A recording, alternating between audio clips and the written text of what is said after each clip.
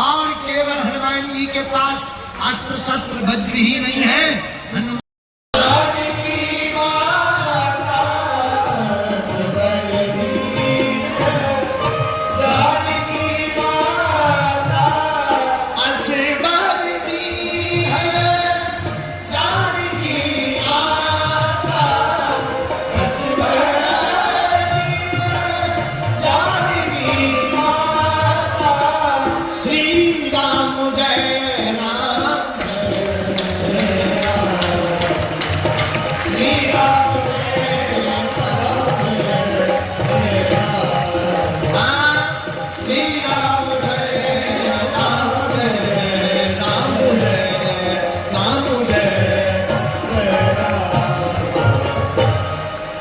श्री हनुमान जी महाराज के पास आठ सिद्धियां नवनिधियां, लेकिन ये प्रसाद कैसे मिला? बोले असवर दीन जानकी माता। हम लोग 8 सिद्धियों पर चर्चा तो कर ही रहे, लेकिन हमारे प्रियजन एक बात देखो, भगवान की प्राप्ति या भगवान की भक्ति गिनती से प्राप्त नहीं होती। भगवान की भक्ति तो विनती से प्राप्त होती है। प्रायः लोग गिनती करते हैं, हमें भी मिलते कई लोग हैं, और बताओ भक्ति करते हो? हाँ हाँ करते हैं। रोज गुरुजी 108 बार नाम लेते, 5 बार नाम लेते, 11 बार नाम लेते। भैया गिनती से भगवान नहीं मिलते, गिनती से भगवान मिलते हैं। अगर तुम गिनती से भजोगे तो भगवान कृपा भी गिनती से देते हैं। पर एक संत हमसे कहते थे, पंडित जी ना वो गिनकर देते हैं ना वो तौल कर देते हैं, हमारे बालाजी जब भी देते हैं दिल खोल कर देते हैं। इसीलिए हमको गिनती नहीं करनी, हमको करनी है विनती। क्या करनी है? बोलो बोलो, जोर से बोलो। देखो प्रेम में नेम और प्रेम में नारद भक्ति सूत्र में श्री नारद जी कहते हैं, अनिवर्चनीयम प्रेम स्वरूपम मूका स्वादंबत प्रकाशते। प्रेम का स्वरूप वचनीय नहीं है, अनिवर्चनीय है। इसे बोला नहीं जा सकता, कहा नहीं जा सकता। जिसे प्रभु से प्रेम हो जाता है वो फिर बोल नहीं पाता। हमारे पूज्य दादा गुरु जी कहते थे, जिससे प्रेम होता है उससे बातें कम आंखें ज्यादा बोलती हैं। बातें कम आंखें ज्यादा बोलती हैं। तो भक्त का लक्षण क्या? भक्त का लक्षण ही यही, तत् सुख सुखित्वम। जिसमें प्रभु का सुख हो वही भक्त का सुख होना चाहिए। यही भक्त का प्रथम लक्षण है। बोलो सीताराम। ऐसे सुनो, एक बार एक ग्वालिनी दूध बेचने जा रही थी। एक गांव में रोज दूध बेचने जाती तो एक आदमी एक नजारा देखता था। क्या? ग्वालिनी के पास सब दूध लेने आते तो वो सबको नाप करके दूध लेते, लेकिन एक युवान बालक जब दूध का पात्र लेकर आता वो बिना नाप करके वो दूध देता। तो उस व्यक्ति ने किसी से पूछा कि ये सबको नाप कर दूध देती, इस युवक को प्रतिदिन बिना नाप करके दूध देती, समझ में नहीं आया ये क्या कारण है। तब मुस्कुराते हुए एक व्यक्ति ने कहा, बाकी तो सब इसके ग्राहक हैं, सब दूध का क्रय करने वाले हैं, लेकिन वो जो युवक है वो प्रेमी है, प्रेमी को नाप तौल करके दूध नहीं दिया जाता। क्या अद्भुत संकेत है। इस भाव का आशय यह है कि जिसे प्रभु से प्रेम होता है, जिसे परमात्मा से प्रेम होता है, उसे गिनती नहीं करनी है, उसे तो भगवान के चरणों में नित्य विनती करनी है। बोलो सीताराम। तो भगवान की प्राप्ति कैसे? एक व्यक्ति बोले महाराज भगवान कहाँ? एक संत ने बढ़िया गजब का जवाब दिया। बोले भैया जहां भक्त की हां भगवान वहां। जहां भक्त हां कह दे भगवान वहीं है। भगवान कहाँ है? रामचरितमानस में गोस्वामी जी ने इसका वर्णन लिखा। हरि व्यापक सर्वत्र समाना, हरि व्यापक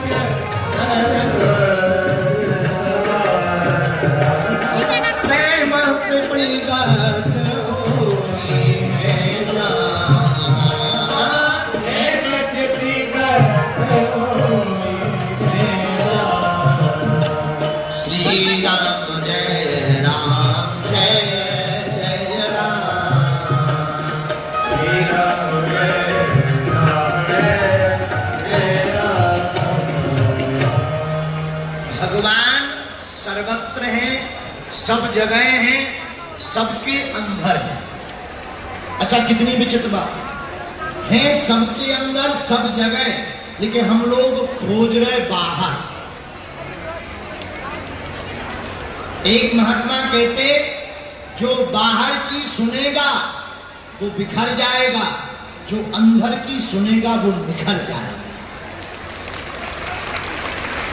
तो भगवान सर्वत्र है और दिखाई क्यों नहीं पड़ते? बोले दिखाई पड़ेंगे तब जब भक्ति की आंख होगी, भक्ति के नेत्र होंगे। भक्ति की आंख से ही भगवान दिखाई पड़ेंगे। और धन्य है हनुमान जी। श्री हनुमान जी रघुनाथ जी के इतने करीब कैसे भय? केवल भक्ति के कारण। और इनके पास में तो राम रसायन तुम्हारे पास सदा पति के सदा रहो रघुपति के पास। इनके पास में तो राम रसायन, इसलिए सदा राम जी के। अच्छा राम जी देखो, हनुमान जी का पता किसी को खोजना हो, कोई हमसे पूछे महाराज आप हनुमान जी के इतने बड़े भक्त हो, बताओ हनुमान जी कहाँ मिलेंगे? तो भैया हनुमान जी कुरुक्षेत्र में या दिल्ली में नहीं मिलेंगे। कहाँ मिलेंगे? जहाँ जहाँ कीर्तन होता प्रभु लगता है पहरा वहाँ वीर हनुमान का, लगता है पहरा वहाँ वीर हनुमान का। राम जी के चरणों में हो, राम जी के चरणों में इनका ठिकाना।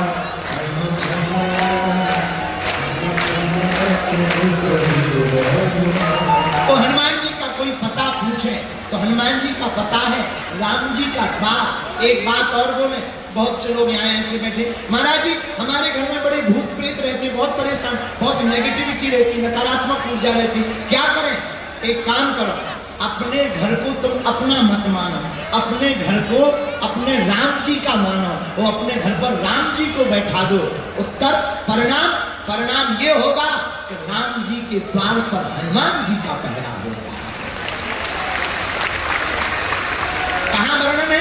हनुमान चालीसा में तुलसीदास जी महाराज जी ने लिखा, राम द्वारे तुम्हें रखवारे,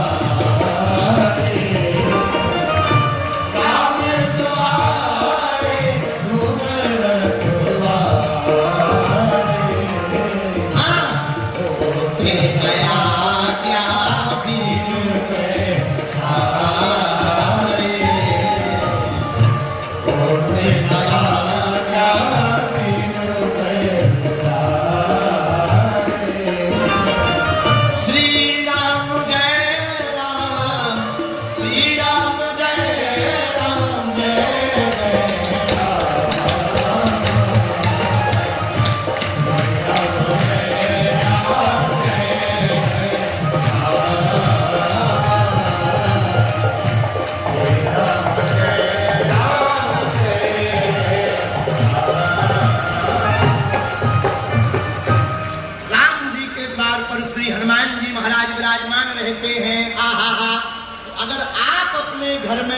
रघुनाथ जी भगवान को विराजमान कराओगे, अपना घर राम जी का घर मानोगे, राम जी का अपने आप को चाकर मानोगे, तो आपके द्वार पर भी बजरंग बली का पहरा हो जाएगा। क्योंकि राम द्वारे तुम रखवारे, ओहो नया। अच्छा, कई बार हरियाणा के आदमी तो बहुत खतरनाक लोग होते हैं। इस चौपाई को हमने एक बार हरियाणा के एक अधिकारी से पूछा कि एक बात बताओ, तुम घूस क्यों लेते हो? बोले हनुमान चालीसा की कृपा से। हम कहा हनुमान चालीसा में कहा लिखा? बोले वाह, हनुमान चालीसा में लिखा ना, राम द्वारे तुम रखवारे, होत न आज्ञा बिन पैसा ले। पर विनोद की चर्चा, और हम आपको कहना चाहते हैं, राम जी के द्वार पर हनुमान जी हैं, इसलिए प्रिय साधकों, हमारे प्रियजनों और हमारी आत्माओं, आपको अब नकारात्मक ऊर्जा, तंत्र मंत्र, टोटका, मारण, मोहन, वशीकरण, स्तंभ, उच्चाटन आदि से डरने की आवश्यकता नहीं, और तांत्रिकों के चक्करों में और धर्म विरोधी हली उल्लाह के चक्कर में तुम्हें पढ़ने की आवश्यकता नहीं है। क्यों? क्योंकि अपने बजरंग बली किसी से भी कम है। ऐसे श्री हनुमान जी महाराज, एक प्रश्न और इसके बाद चौपाई पर चले। हनुमान जी महाराज करते क्या है? आज का प्रश्न, हनुमान जी महाराज करते क्या क्या है? हनुमान जी महाराज क्या करवा सकते? अरे भैया, क्या करवा सकते ये मत पूछो, क्या नहीं कर सकते ये पूछो। किसकिंदा कान में आया कवन सुकाज, कठिन जग माही, और जो नहीं हो हनुमान जी को सब कुछ कर सकते, लेकिन 5 काम हनुमान जी के, श्री हनुमान जी महाराज के हमने निकाले हैं, जो हनुमान जी महाराज बहुत ही चतुरता के साथ। पहला काम हनुमान जी का है भगवान से भक्त को मिलाना, और भगवान से भक्त को मिलाना, और भक्त से भगवान को मिलाना। ये पहला काम हनुमान जी किसके साथ किया? सुग्रीव जी को राम जी से मिलाया, विभीषण जी को भी राम जी से मिलाया। यह हनुमान जी का पहला काम है। क्या करते हैं? तुम्हारो मंत्र विभीषण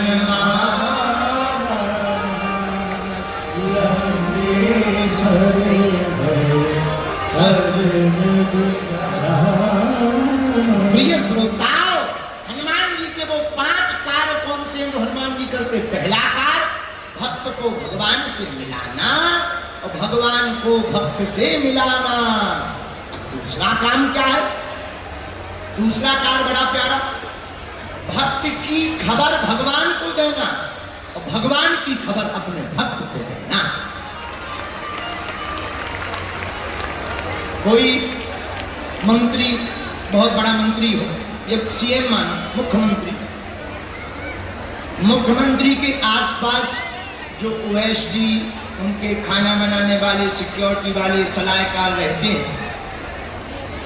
अगर अपनी उनसे ठीक ठाक जान पहचान हो जाए, वो अगर मुख्यमंत्री के कान में कह दे कि ये आदमी ठीक ठाक है, पार्टी की वोट बैंक बढ़ सकती है, तो मुख्यमंत्री डिनर पे तुरंत दूसरे दिन बुलवा लेगा।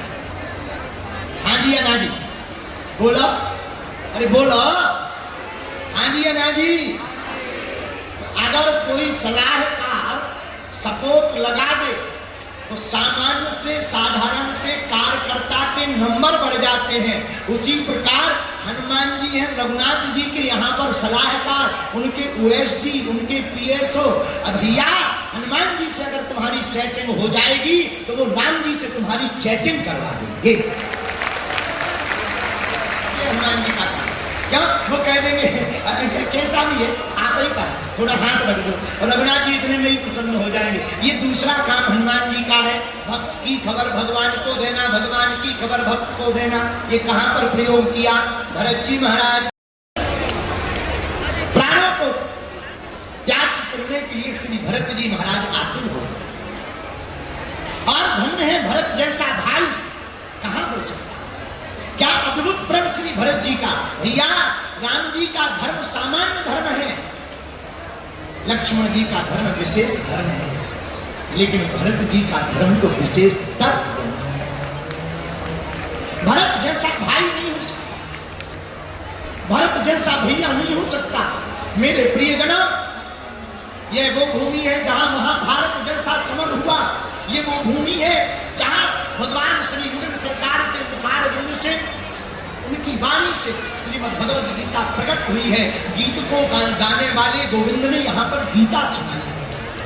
और कुरुक्षेत्र में रहने वाले प्रियजनों, बुरा ना मानना, आज वर्तमान में सबसे ज्यादा घरों की दुर्दशा है तो घर घर में भाई भाई की नहीं बनी। हम लोग महाभारत की चर्चा करते, सच तो यह है वर्तमान में हिंदुओं को आपस में ही महाभारत मची हुई। पुराना मानना, कथा तो हमें सुनानी ही है, पर एक संदेश देते हुए कथा को बढ़ाएंगे। मेरे प्रियजनों, भारत के हिंदू अगर अपनी जात पात का नाता तोड़कर हिंदू एक हो जाए तो भारत को विश्व गुरु 5 साल में बनने से कोई नहीं होगा।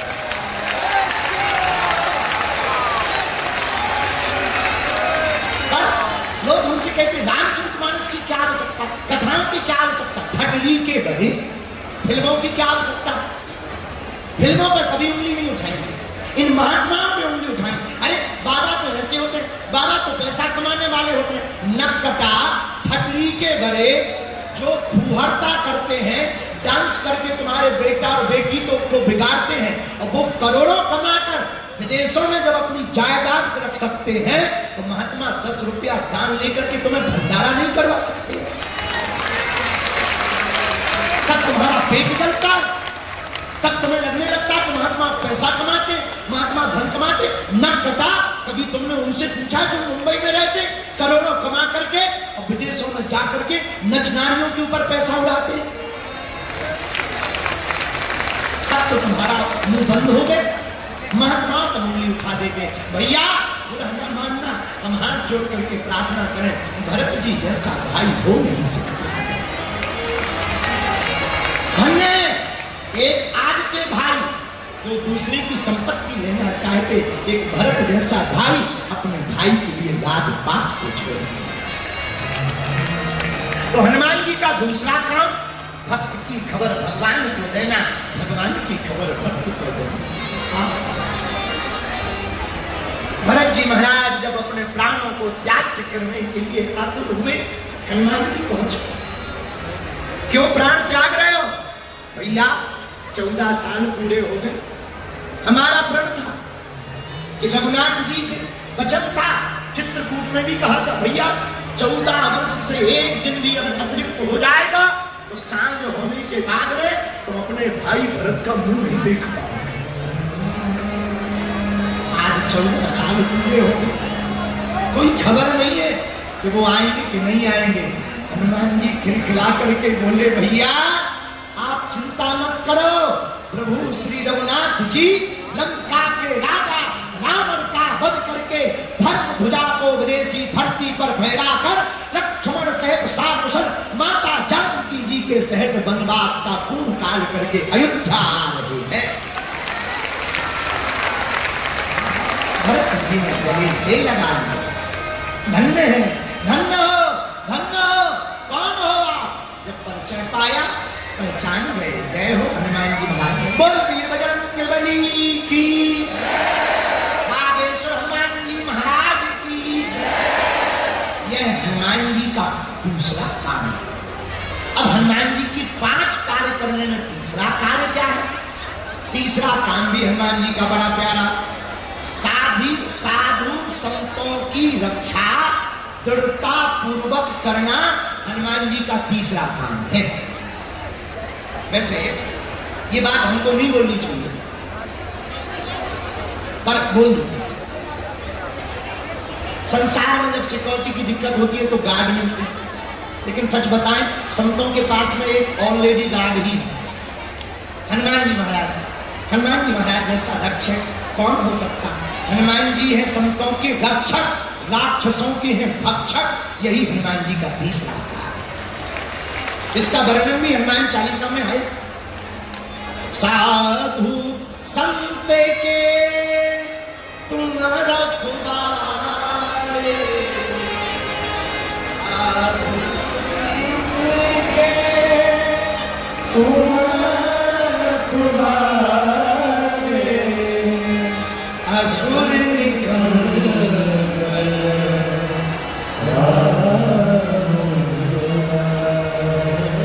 हनुमान जी संतों के रक्षक हैं। एक घटना हमें याद है, महाराज जी हमारे बुंदेलखंड के पास है, उत्तर प्रदेश की सीमा पर लगा हुआ एक जिला है झांसी। झांसी के नजदीक की एक घटना है, हमारे दादा गुरु जी के काल के समय एक साधारण सा गांव में रहने वाला एक बालक हनुमान जी का परम भक्त था। उसकी हनुमान जी से बड़ी प्रीति थी और परिवार वालों ने ताना दे दे करके उसे नौकरी के लिए प्रेरित किया। तो वो रेलवे में पायलट बन गया और हनुमान जी की भक्ति सेवा वो छोड़े। महीना भर में 10-12 दिन तो गायब ही रहे। गांव के जंगल में एक हनुमान जी का स्थान था, वो रोज हनुमान जी के दर्शन करने जाता था। बिल्कुल सत्य घटना बता रहे हैं। एक बार उसका मन हनुमान जी की पूजा में सेवा में इतना लग गया कि वो 2-3 दिन तक घर ही नहीं आया। घर वाले परेशान हो गए। घर वालों ने जाकर खूब डांटा, मंदिर गए, बड़ा पुजारी बना, बड़ा महात्मा बना, नाम था उसका पवन। ठाकुर जाति से थे, तो पवन नाम का बालक माता पिता परिवार जन की उलाहना सुनने के बाद भी नहीं उठा। तो परिवार जन हमारे दादा गुरु जी के पास आए। दादा गुरु जी ने कहा, देखो भाई, भक्ति में किसी का मन लगता हो तो रोकना नहीं चाहिए, अपराध होता है, करने दो। घर वाले बोले, नहीं महाराज, ऐसा कोई तंत्र मंत्र जंत्री बना दो तो वो जो है थोड़ा नौकरी पर ध्यान देवे, परिवार है। और भैया, जो हनुमान जी की नौकरी कर लेता है उसे दुनिया की नौकरी गुलामी नजर आती है। वो नहीं माना। अंत तो गप्पा परिवार वालों ने वही मंदिर में लड़ते हुए झगड़ते हुए कह दिया, आज से हम तुम्हारे लिए मर गए, जाओ नौकरी का इस्तीफा दे दो, सरकार की वेतन मत खाओ पूरी। तो 3 दिन से तो गया ही नहीं था। स्टेशन मास्टर के पास कागज में इस्तीफा लेकर गया और स्टेशन मास्टर को इस्तीफा देते हुए कहा, हमें क्षमा करना, हम 3 दिन तक आ नहीं पाए, अब हम नौकरी करने की सामर्थ्यता में नहीं है, हमारा इस्तीफा स्वीकार करें। तो स्टेशन मास्टर नीचे से ऊपर तक देखने लगा, क्या बात, आप हमें इस तरह क्यों देख रहे हो? स्टेशन मास्टर बोला, तुम पागल हो क्या? तुम्हारी बुद्धि ठीक है? तुम दिमाग का इलाज कराओ। कौन कहता है कि तुम 3 दिन नहीं आए? ये रजिस्टर चेक करो, तुम रोज रेलगाड़ी लेकर के जा रहे हो, रोज अपना टाइम पर हस्ताक्षर कर रहे हो, ये प्रमाण है। और तुम कहते कि जो है हम 3 दिन से नहीं आए। तो पवन पुजारी ने कहा कि जरा रजिस्टर दिखाओ। रजिस्टर देखा तो उसके ही हस्ताक्षर बने हुए थे। अब तो और उसकी आंखों में आंसू आ गए। तो स्टेशन मास्टर ने कहा कि क्यों रो रहे? तब तो बोला, अब तो आप अभी हमारा इस्तीफा स्वीकार करो। बोले क्यों? बोले हमारे कारण हमारे बालाजी को परेशान होना पड़ा।